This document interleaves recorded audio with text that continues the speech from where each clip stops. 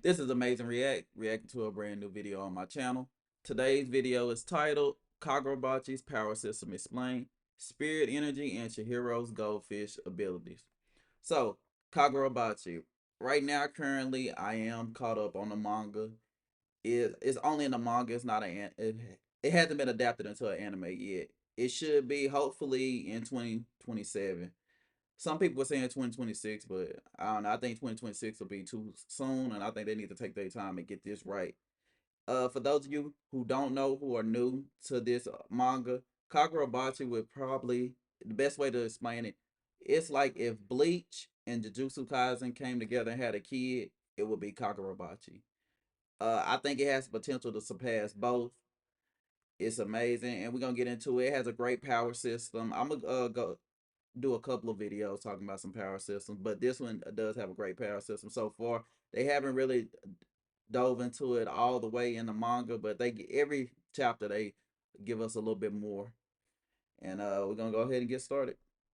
A really cool and fun power system. Most importantly, though, I think it helps that the author does a great job of showcasing the different sorceries and powers clashing in its fight scenes, the way the characters use their abilities, the timing they choose to use it, the variety, how it's executed. It's what makes the action sequences He go. I very think he fun gonna be to the read, goat in my too. opinion. While He it's a still an teleporter, so early and if you know about developing anime, system, you've also you know. seen quite a lot in the span of 35 chapters. So today, I would like to explain the foundation and basics to the powers of Kagurabachi, talk about spirit energy, sorcery, enchanted blades, etc. Then, the second part of the video will be me specifically going over all of Chihiro's abilities, including his three most infamous attacks, Kuro, Nishiki, and Aka. This is my first Kagurabachi video on the channel, planning to make more, so yeah, hope you stick around. Okay, just like how chakra is in Naruto, curse energy in Jujutsu Kaisen, spirit energy, or Genryoku, is the main power source in Kagurabachi's world. Spirit energy is described to be the life force within human beings, something that we all have, and that life force can be trained, controlled for the person to eventually use and learn sorcery. Just like Shiba stated in chapter 4, since everyone has spirit energy, technically anyone in the world can use sorcery. They just have to work like a maniac to grasp it. Now, what does that exactly mean? Well, in chapter 32, Chihiro says that one first needs a strong body in order to use sorcery. Take someone like Hakuri, for example. When he was first introduced, Hakuri was Shout out to Hakuri. All right, so first let me give you a little bit more context, and because I think this going over power system, it ain't really delving into like so basically it's in the modern day, and there was a war between some people that popped up on an island, and they had incredible powers. They could use some stuff called, I think it's called Donkey Seki, but they could use it in order to increase their techniques or their sorcery.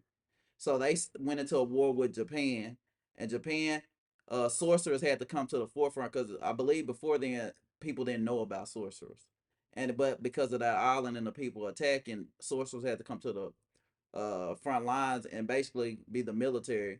They ended up getting into a fight with these people. I'm assuming they were losing or it wasn't going the way they expected, so they created these swords, and each sword came with a special ability. That's why I say it's kind of like Bleach, because once they made the swords, they gave it to sword bearers. I believe six of them, but they gave it to them, and then with those swords, they ended up getting a sweep of the war. It's some more stuff that go along with the war, but if you read the manga, that you can find out about that. But that's basically what happened. And then like through that, once the war was over, that's when our story mainly picks up. It's the aftermath of that war. With they end up locking up the swords, and because they deemed they were too powerful, kind of like nukes, so they end up locking them up, and then that's where the story takes off. And it'll get into more of why they locked them up and how how the swords play a role in the story. But that's basically where it starts off at. And then, all right, now we can get back to the sorcery. was shown to be a weakling who couldn't use his family's signature technique. However, Shiba said that Hakuri had the potential for using sorcery because he was able to survive a full-blown attack from Hiyuki's flame bone, a feat that would have killed any other regular civilian. So surviving her lethal attack proves that Hakuri's body is strong. And one more thing I will say about him to get you kind of enticed into watching the show, Hakura, he if he was If this was any other shonen, I think Kuro would have been the main character. I like the main character that they have, Chihiro, but I'm just saying he's that type of character. And if he was in a if this was any other show, he'd have been the main character. Like he has like the I don't know how to put it, not like Naruto, but he's super optimistic and kind of like bright, not bright like smart. He is smart, but like bright, like he brings like good energy, and then you throw him in there with the main character who is more of a Sasuke type. I do love the dynamic between those two, but I like that they make each character like extremely like likable. Therefore, you already had the preparations ready to achieve sorcery. Just needed the mental confidence and a strong will to Yeah, finalize he it. got a Another good benefit arc. to mastering and controlling your Now spirit that's the energy is goat that right. it Well, can he gonna be the greatly goat. amplify your Chihiro, physical he the main abilities, character. such as gaining superhuman-like mobility and a heightened defensive aptness. This explains how Chihiro could run on walls, jump a multiple-story building, and just move faster than the average human in general. Beyond that, though, spirit energy can be used to manipulate mystical supernatural powers, otherwise known as sorcery. Within 35 chapters, we've already seen many different types of sorcery, including exploding dolls, a form of teleportation, psychological induction, tree generation, body Mm. enlargement. There's a ton out there. There's also different levels or tiers in the sorcery you can have. For example, Tefuku sorcery is very different and more nuanced compared to others because he has the ability to create this metaphysical space outside the real world, like having his own domain expansion, where only Tefuku can choose who gets to appear in his domain and who gets to be left out. I'm surprised he putting this guy in there as far as like, cause you know he really don't do much in the manga. We still haven't seen what he gonna do. Now the girl that Chihiro standing in front of, I ain't gonna lie, I want to see more of her. But she got a dope power too. Normally uses this to allow Hiyuki, his partner, to fight her opponents without getting the crowd involved. It's very similar to Kyora's storehouse sorcery, a subspace that extends infinitely and doesn't exist in the real world either. So this would mean that there's certain and specific categories of sorcery. Tefuku's and Kyora's would be like the spatial slash dimension type. We've also seen different body transformation types, and there's a traversal type with Shiba's teleportation and the Hishaku leader's I feel like teleportation. a And lot of people. I think a lot of people have like the teleportation. Like not like a lot, but it seems like they use different forms of teleportation in this manga, which I like that too. So I don't even know the guy who I think the goat as far as like teleporting so far. I don't even know if that's his main power. I think he just might be the best at it, but I don't think that's his main like sorcery. last but not least, there could be more categories, but there's This the was a great standard arc. mission It's in the type first sorcery arc. like So the exploding Daruma dolls, Iso shockwave, earth manipulation, etc. Now, I mentioned earlier that anyone can learn sorcery, and while that is true, it also seems like some of it is hereditary. The Sazanami clan, for example, all of Kyora's children can use the Iso ability because Iso is said to be oh, passed I've been calling down it through the ISO. Sazanami family. So it's possible that one's genes can impact their capability to learn certain sorcery types. With all It's a that lot of being great said, fights in here too. weapons can also be infused with sorcery as well. Yuki's Flamebone of the Starving is a good example of one, as according to Chihiro, Flamebone's spirit energy is immense. Shiba even said that her Flamebone is similar to the Enchanted Blade, as it has powers beyond regular sorcery. Now, what does that even mean? The enchanted blades are considered to be one of the best sorcery a person could ever have. Weapons Yeah, so Enchanted powerful, Blades it are was like the leading nukes. factor for ending the Satui War 18 years ago. There's not much known about the Satui War yet, so I I've been can't get calling it the into it. CH. But what we do know is that Chihiro's father, Tsuneshige Rokihira, was the talented blacksmith who created these weapons, and thus why he's remarked as a hero for the impact his role played in winning the war. In Mm-hmm. total, there are 7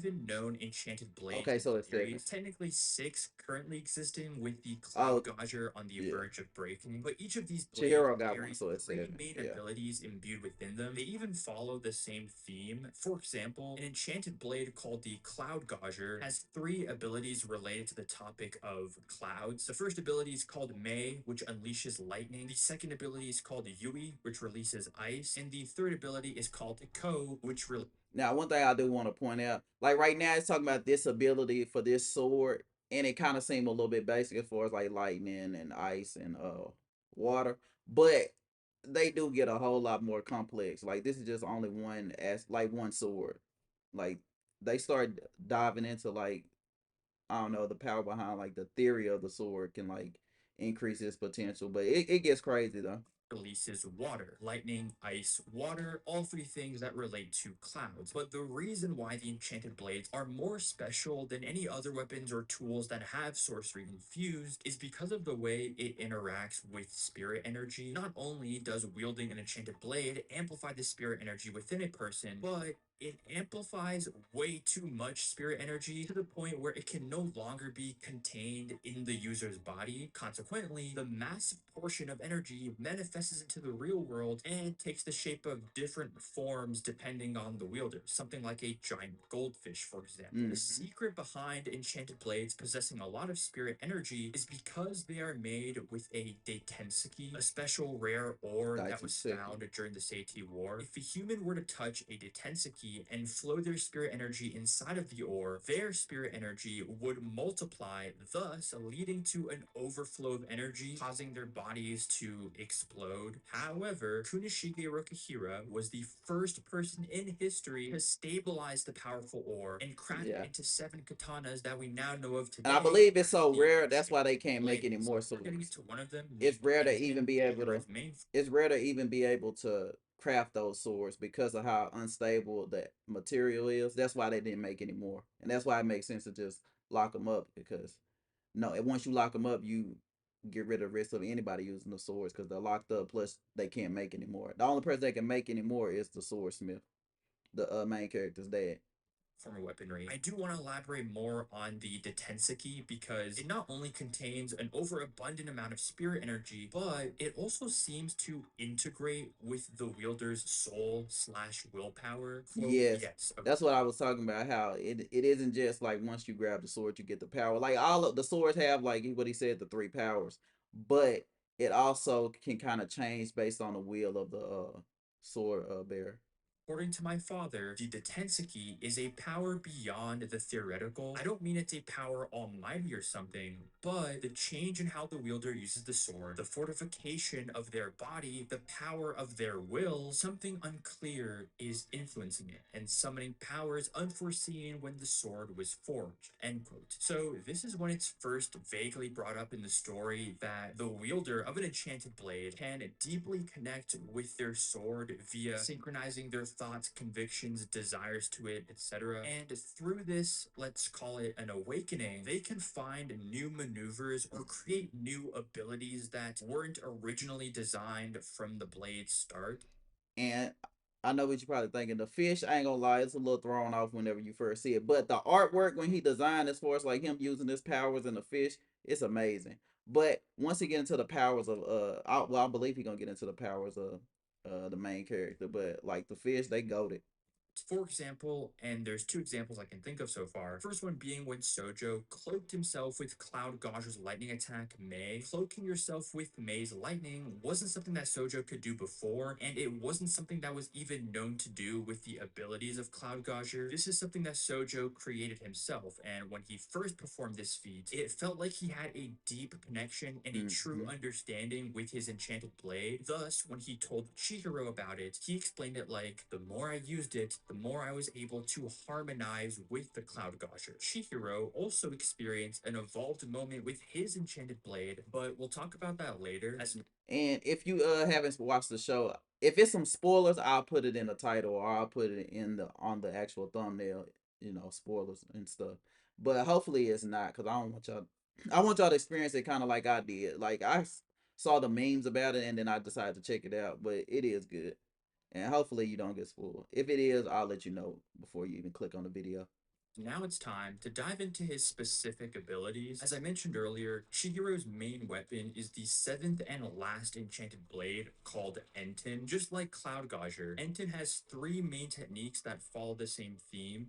three goldfish. Yeah, it's not as obvious as the cloud from Cloud Gauger's lightning Same ice thing I and said. water combo, but it correlates. You see, Enten is based on the three goldfish that Kunishige bought when Chihiro was younger. Black goldfish represents warding off evil, the red goldfish attracts good fortune, and the three colored goldfish is supposed to be totally amazing, in Kunishige's words. So it's the description of these goldfishes that represent the three powers of Enten. Starting with Kuro, the black goldfish, this technique releases a ranged slash attack, warding off any evil that comes in front of Chihiro's way. These slashes are significantly more powerful than regular sword slashes because Kuro cuts with spirit energy itself. To express how powerful that is, we see in the first chapter that a cut with spirit energy could sever the torsos of multiple low-class swordsmen. He usually uses Kuro as his opening or final That's a pretty move in basic attack fight. though, In but addition, Chihiro the other created ones an are good. extension technique called Kuro Shred. As we talked about earlier, with enchanted blades evolving with the user, this move was made after Enten resonated with Chihiro's instincts. Thus, Chihiro's harmonization and understanding with his blade had accelerated further, growing the true realm of Enten. Shred is basically just a miniature version of Kuro, where instead of manifesting the one regular giant goldfish for one big and powerful slash, Chihiro summons up to 20 small black goldfish and uses them to unleash up to 20 smaller flying slashes. Shred uses the same amount of spirit energy as a regular Kuro, but trades its power output for the ability to release many compact and rapid slashes. That being said, even if the output is weaker than a big Kuro slash, Chihiro It can does more group up damage. his 20 mini slashes onto Yeah, one person, and that would that's kill like his them area as if it attack was a single slash of a when regular he Kuro. used shred. Honestly, a really smart compensation because doing smaller slashes like this lessens the physical burden and energy onto Chihiro's injured body. The second ability from Enten is called Aka, represented by the red goldfish, described by Chihiro's father to attract good I don't know. I fortune. And think that's this might. kind of in line I'm with kind how of like Aka going back works, and forth but about instead which of one like is the best silver one. attraction, I like let's Aka, and go then I like absorbs the attack, which tricolor then fish, allow uh, Chihiro to release the Nishiki. absorbed attack back at the enemy. This is a pretty powerful technique, although it does depend on how much spirit energy the attack has, because, for example, when Chihiro absorbed the Daruma guy's explosions here, none of the explosions landed on Chihiro. All of it got fully absorbed by Aka, but then Hmm. when Chihiro fights Hiyuki, Aka couldn't fully absorb the attack of Hiyuki's flame bone since it had an immense amount of spirit energy. Though a cool feat from Aka is when Chihiro absorbed Sojo's lightning. I don't know if a lot of people caught on to this because the author never shows Chihiro saying Aka, but when Sojo was charging up to release his high-powered Mei onto the city, in this small panel, we can actually see Chihiro absorbing a portion of the lightning from the tip of his blade, and thanks to Aka, that's when Chihiro was able to become the lightning rod, attracting Sojo's lightning. So while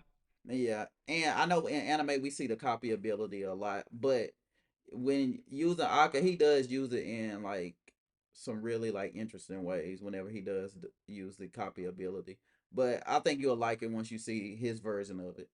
While it's not a complete damage negation, depending on the spirit And energy it level, it's absorbs still a too, pretty not powerful just technique because he releasing just Aka touch you can and copy surprise it. his opponents the first time, and it acts like a perfect counterattack. The third and last technique from Enten is called Nishiki, the three-colored goldfish. You can think of Nishiki as kind of the opposite to Kuro, where Kuro sends a splash of spirit energy outside. Nishiki takes that spirit energy and cloaks it around Chihiro's body. By wearing Hmm. this cloak of enormous spirit energy, Chihiro's stats get boosted to a very high degree. His regular close range slashes become more powerful, not as powerful as a flying and ranged Kuro attack, since that's a separate and condensed power of spirit energy. If you had to like think Dragon Ball Z, it basically like it give him like a KO King. Now it do got some more stuff to it, which you'll have to find out once you read the manga, or if you wait till the anime come out, you'll find out it does do a little bit more than just strengthen his overall stats. But for the most part, just think of it like the KO cannon that Goku used. energy. But for example, let's say there were 10 bodyguards in front of Chihiro. A regular Kuro could cut those 10 bodyguards in one swing, whereas Nishiki, on the other hand, while it's going to require Chihiro to come close to those 10 bodyguards in order to stab them with his blade, since Nishiki greatly amplifies Chihiro's speed and strength anyways, those 10 bodyguards would probably get blitzed and finished around the same time it took for a single Kuro slash to cut those bodyguards as well. Does that make sense? Of course, the ultimate It do move to is me. when Chihiro unleashes both a Nishiki and Kuro in the same sequence, amplifying his physicals while being able to release a ranged slash attack. Keep in mind, Chihiro's base speed has already been shown to blitz a few enemies before, so with Yeah, but Nishiki then we'll fodder amplifying his though. speed even further, a speed Eventually, boost he on gonna run into Nishiki enemies that can are hang just with him. below or around the speed of lightning. And when he uses Nishiki at 3 times the rate that his body would allow, Chihiro should be faster than twice the speed of lightning, which is the fastest he's ever been. I'll go more into that scaling and how strong Chihiro is Now I don't in know a about it when it separate come to video in a power bit, scaling. since this was just a basic explanation covering the series' power system. But so if you want to see a Chihiro focused video and how strong he is, then be sure to let me know down in the comments. I do appreciate you Same thing for tuning me. into If my you want to first see me react to more, Kagurabachi video. if you want to see me react to more Kagurabachi videos, let me know and I'll start doing it. Hopefully this helped some of you. And if you want to see more Kagurabachi content, then definitely stick around as this will be a series I plan to cover often in the future. With all that being said, thank you so much for watching and I'll catch you guys in the next one. Peace. All right, so yeah, that was Kagurachi's power system. Like I said, Kagurabachi is an amazing anime. I I stand by it. Like Bleach, Jujutsu Kaisen, combine them, you get Kagurabachi. You see it in a little bit in the video that I was watching. It shows you that they use swords that have sorcery to them. Also, the manga, hopefully they do well the anime. Hopefully they do the anime justice. I really hope they do.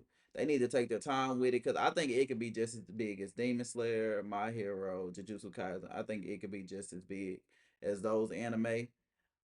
Even the first arc was amazing. I feel like this is the first anime. I mean, well, this is the first manga where you read it that it continues to get better with each arc. Whereas with some anime, like even now, people are arguing back and forth whether they like the Shibuya arc or the Culling Games more.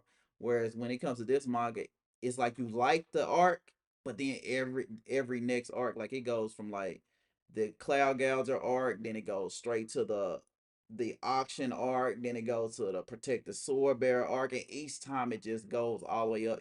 Even to now, we at the arc with the sword saint, which if you read the manga, you'll kind of understand the significance of that. But all in all, it's a great manga. You guys really should read it.